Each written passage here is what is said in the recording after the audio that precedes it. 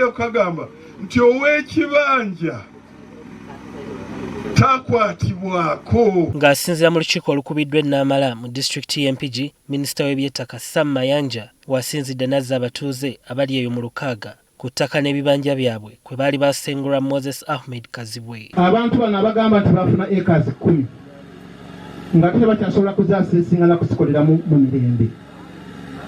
Nsaba wabeewo ekikolebwa abo kuba kudda ku bibanja byabwe babyeyagalireko ate balabe engeri gye bawa obusuulu. Buli muntu addeyo ku kibanja kye nga bwe kyali.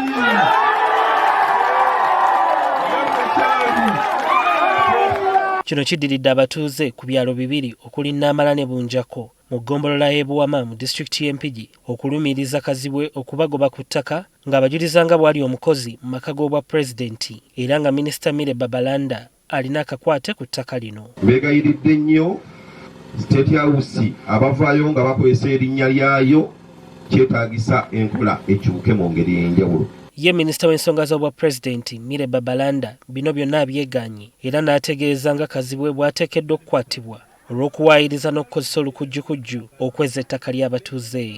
Sirina kampani yonna ekwataganya ku bintu eby'ettaka oba bakitunzibwa ttaka. Ettaka lino erituleese wano ly'abantu bannannyini abalibeerako. Lwakuba kufiira abantu tukwaye okubeera nga bonoona erinnya lya State House.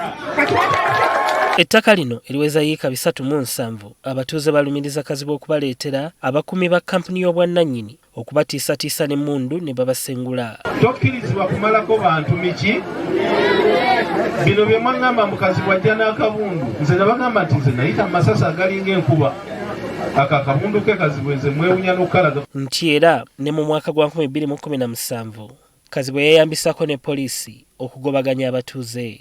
Twetaaga nga tunagonjola ebizibu by'ettaka lino avunaanyizibwa kukwatisa poliisi empisa atandikire ku Katonga region. Kazibwe aliko byayanukudde. Mu 2014 nagenda ku ttaka eryo n'ensanga nga mulimu abantu abeesengesezzaako eri munda because it was a forest, natural forest.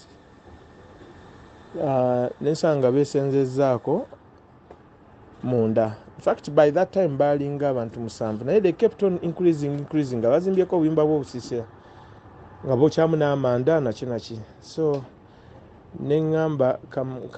nembagamba nti lwaki muli ku ttaka lyange bantu mwe kiki having enkiiko nyingi nnyo more than 10 meetings nga bo bagamba tebali ku ttaka lyange. So nensalawo batwala mu court because they were adamant. Omulamuzi n'atugamba tugende to opening boundaries. Bwe twa opening boundaries basanga ng'era nga bali mu ttaka lyange. So omulamuzi n'abagamba kati you said you are not on his land. So basically definitely neguba ng'omusango gubasinze. Let me offer 10 acres of land.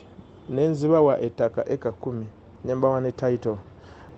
Now since 2016 we've been there until 2023 simanyi kyajjawo nga bagamba mbu ettaka lyabwe teryawera. Kati minisita Sam Mayanja ategeezezza nga Kazibwe wagenda okuggulibwako emisango 4 okuli ogw'okwonoona ebintu by'abatuuze, ogw'okusaalimbira mu bibanja byabwe, ogw'okutataaganya eddembe ly'abafu n'ogw'okutiisatiisa abantu n'emmundu.